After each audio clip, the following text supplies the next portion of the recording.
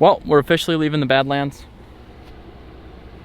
Gotta just give it one last look before we get in the truck. So sad. But so many more places to see, you know? When one place dies, another one is born. Let's get the heck out of here. This was a really cool spot. If you guys want this GPS coordinates to come camp out here, let me know. I will send it to you. I don't want to post it for everybody. Like, I don't want to just post it out there, but if you want it, comment and I'll give it to you, or shoot me a DM or an email. You can DM me on Instagram at Mavrik Joos, MAVRIKJOOS, or you can email me at mavrikmail@gmail.com.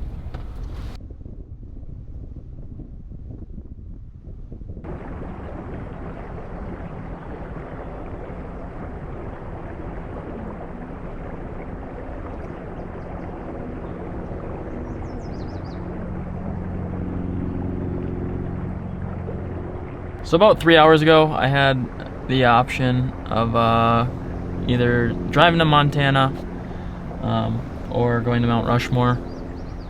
I just said, you know what, Mount Rushmore, I don't know, I could care less if I see it. Montana sounds really cool, and I want to get some fishing in, so I drove all the way out to Montana. One thing I didn't know about Montana is it's all just hilly, mountainy stuff. Yeah, there was nowhere to pull off to sleep. Right now I'm in a national forest, and I don't know what kind of road this is. It's pretty worn down. I think people off-road on it or something, but I have no idea where I am right now, and I have no cell service. So a little sketchy. Yeah, I'm a little not at ease right now, but it's better than sleeping on the road and, I don't know, waking up in the morning to a pretty view in the national forest. Sounds like a plan to me. So I'm gonna get in the back of the truck, lock myself in there, lock the truck up, and hunker down for the night.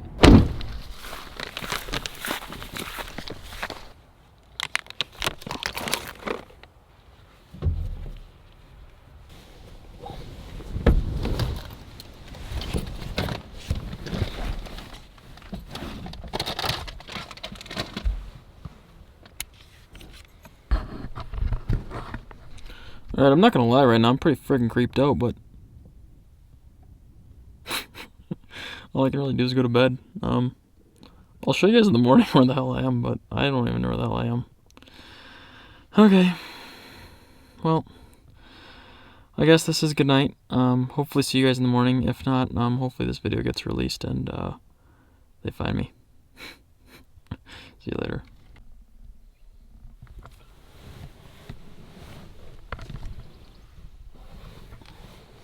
Oh, look at. What are those? Those cows. I'm glad I didn't see one of those last night. I would have freaked out. There's cows. Good morning. I made it. This was a blessing to find this. It was honestly starting to look like last night that I wasn't going to find a spot to sleep. And I was going to have to sleep on the side of the road, but alright. It's about 6 in the morning. It's time to get up and get some breakfast going. There's my alarm. Alright, let's get after it. Okay.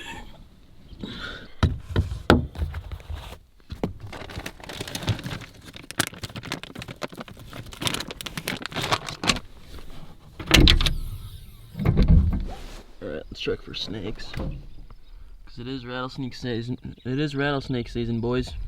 All I see is some cow pies. Bah. Ow. Nah.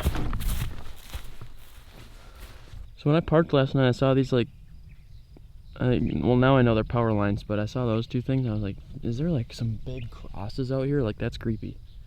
I don't know.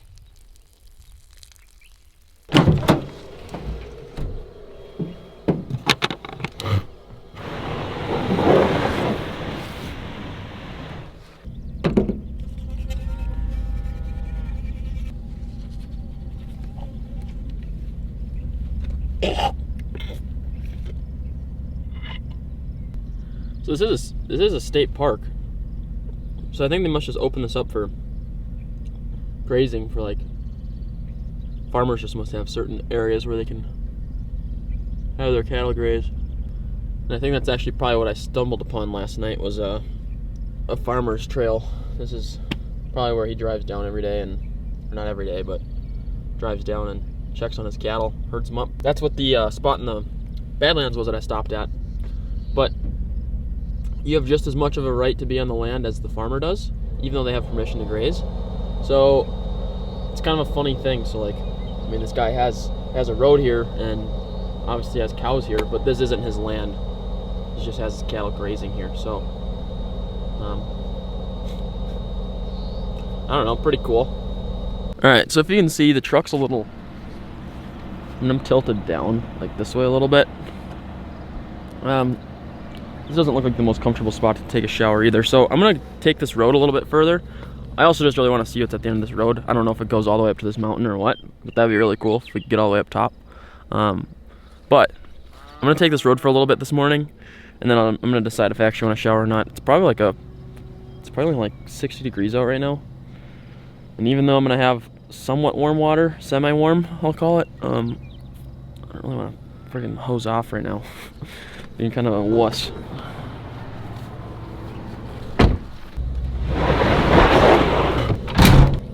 Alright, well, here's something that I didn't really anticipate this morning.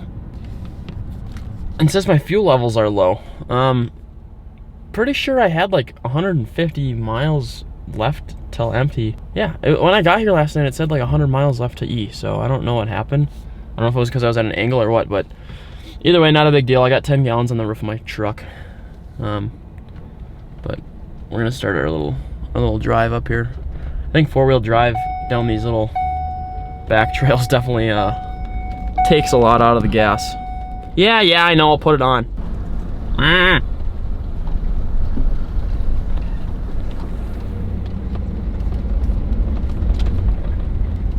Yeah, and there we go. That's what I thought. 87.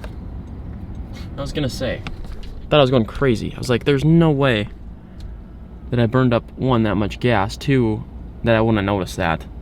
But that's why I have gas on the roof anyway. Hey! Ma! Nothing? Alright, you guys have yourself a good morning. Oh. Holy cow.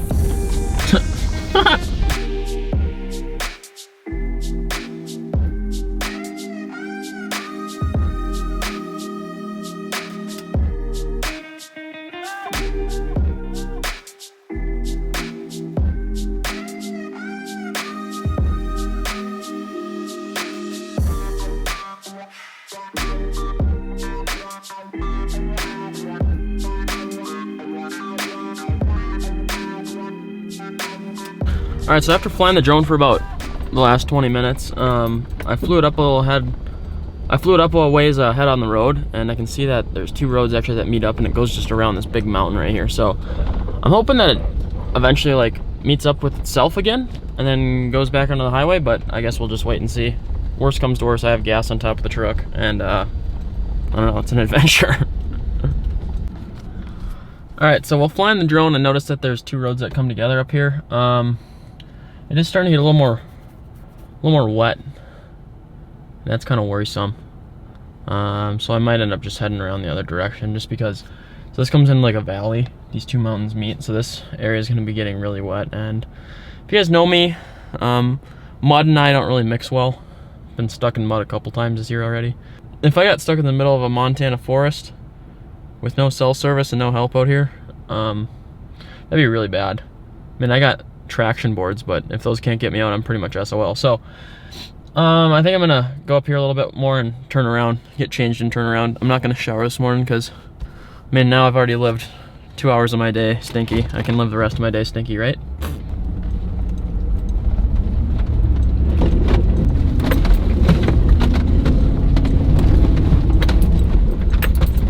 Oh my god, that was scary. Okay. I need to find a spot where I can turn around. This is not good.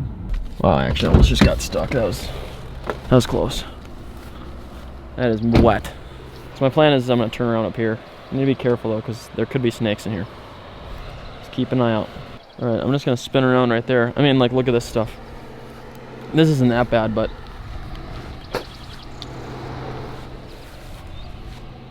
It's definitely more wet here. So I was setting up my GoPro for the ride back, just get some different shots, and I noticed some weird black things sitting in the grass, and it's part of my roof rack. And then I come back and look at it, and my whole cargo basket has shifted. That shaking must have been a little much for it, and it slid. Actually, the whole thing slid almost halfway off of my roof rack. So definitely gonna have to sort this out before I can keep driving. Okay, all right. Well, I'm gonna get this thing situated and try to find my other piece of my roof rack, I guess. I tightened it down as hard as I could. I don't know if those need to have like some non-slide pads on them or something, but that's scary. I feel like, I mean, that was a pretty hard bump. That should not happen. So yeah, I came up with this thing. Like, I hit that mud going super fast because I didn't want to get stuck in it, and it's a good thing I did. And then I got up here and it got super rocky and bumpy. And that's what shook my roof around. Whatever. All right, at least I got it back on there. Let's double check. I mean, yeah. It's about as tight as it can be on there. Okay, well, back on the road. Oh, yeah, I got seat all full of mud. Yuck. Listen to all the mud flying off the tires. Well, we officially made it. Against all odds. So I spent like 2 hours on that little adventure this morning, but that's okay, that was fun. Got to fly the drone around a little bit in the mountains and do a little bit of off-roading. I'm not gonna complain about that. I made sure my roof rack was tied down well enough before I got on this drive. So I've got about, I think, 4 or 5 hours until I hit Bozeman. Bozeman's my destination in Montana, just because it's like, it's Bozeman. I don't know. Every other town that I know of, I mean, I know of like Gary and what's another one? A couple other small towns. My friend, a couple of my buddies used to live out here, Luke and my buddy Murray used to live out here. So I think I'm gonna go to Bozeman. Hopefully I'll fish today. It looks a little overcasty. I'm not sure if it's gonna rain or not, but if it's raining, I don't know if I'll go fish. I'll probably just stay in and edit. But if it's nice out, fish better watch out. I am gonna do a couple days of fly fishing at least here in Bozeman, or here in Montana, I should say, not specifically Bozeman. And I do really want to make it to Yellowstone at some point too. So hopefully we can catch some fish, do a little catch and cook, but I guess we won't know until we get to our destination. So let's hit the road and let's get after it. All right, folks, what's going on? We're in the middle of frickin' Montana right now. Look at this. So I'm in a place called Paradise Valley, right on the Yellowstone River. I'm probably about like an hour away from Yellowstone National Park. So I've got 2 rods rigged up. I've got one with a hopper on it, and it goes down a little nymph. And then I've got my other 8-weight rod with a streamer on it. I've never caught a brown on the fly, so I'm gonna go after a brown today. I'm gonna bring the GoPro with me, and then bring the main camera. So hopefully I can go catch a fish.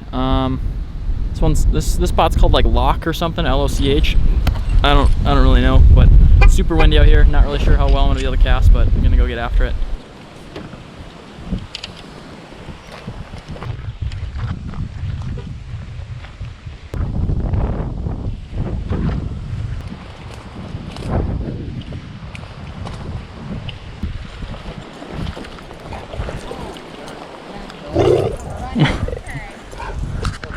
How's it going? You guys catch any? I'm from Minnesota, so I've never even been here. Yeah, right in here is good, and then down there it kind of dies. Down there kind of dies? Above that rock up to that bend is usually pretty good too. Sounds good. You just reminded me I forgot my net, but that just means I'm going to catch a fish, right? Oh yeah. Have a good one.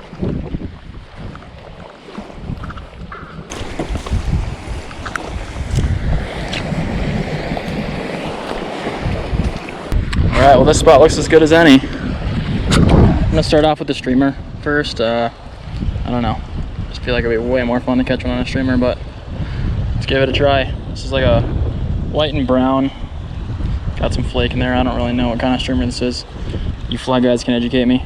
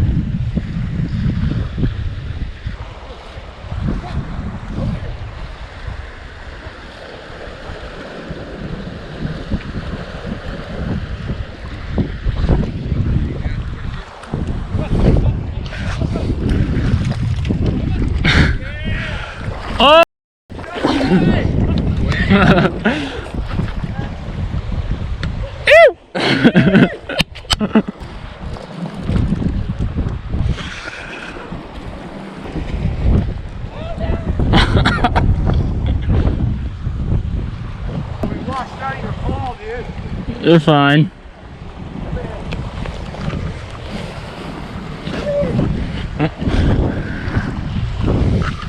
Alright, so I fished this spot for about an hour, 45 minutes or so. Right off the bat, a group of people came through. Some guy threw a football at me, played catch, it was fun, but then another guy fell in with his dog right in my hole. So that kind of wrecked that spot. And there was a guy standing here fishing, and this looks like the creme de la creme of the spot. I mean, got a little break in here, but he ended up leaving, so I started fishing this hole for a little bit. Threw the streamer first, and then tried out my hopper and my nymph, and couldn't get anything to bite. There's a bunch of fish like surfacing right here. They look really small though. See if I can get one on camera.